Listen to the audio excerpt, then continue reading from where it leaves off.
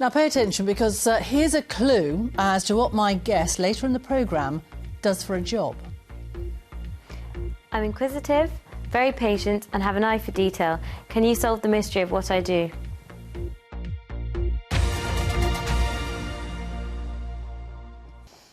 Now, we set you a little quiz earlier to see if you could guess the occupation of our next guest. 23-year-old Olivia Ellenger has to be inquisitive, patient and have an eye for detail because she is a private detective. She does matrimonial surveillance, business fraud and even test purchases in shops. Well, today Olivia was explaining her work to businesses in Bournemouth, and earlier she joined me on the sofa where I began by asking if the job was as exciting as portrayed on TV dramas. I think there definitely are aspects which are very exciting, but obviously it's real life.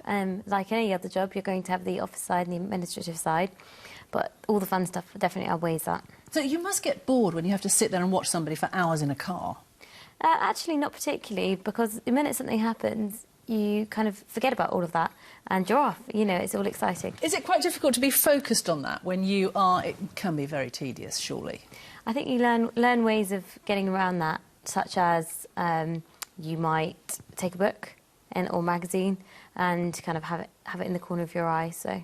All right. So how did you get into this, and what made you want to become a private investigator? It's not something that I would necessarily think of.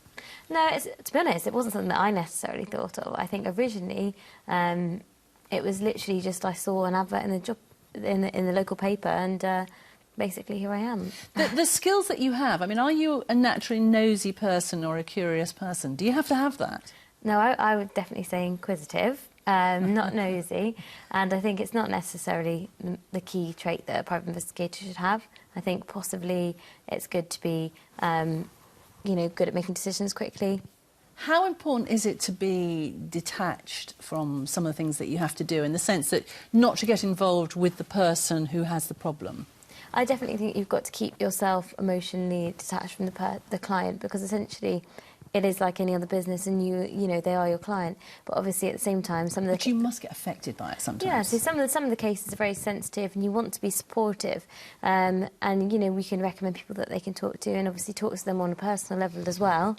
And I just think it's good to not take your job home with you, you know. Yeah, important in any job, isn't it? Now, you're 23, you look very young. Is that an advantage? I mean, come on, tell me that you use disguises.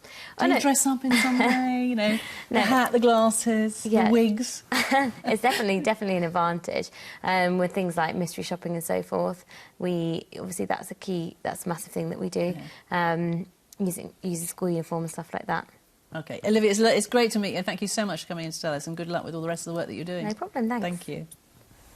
I say that's a real insight into her job, isn't it? She'll write a book about all her stories one day, I reckon.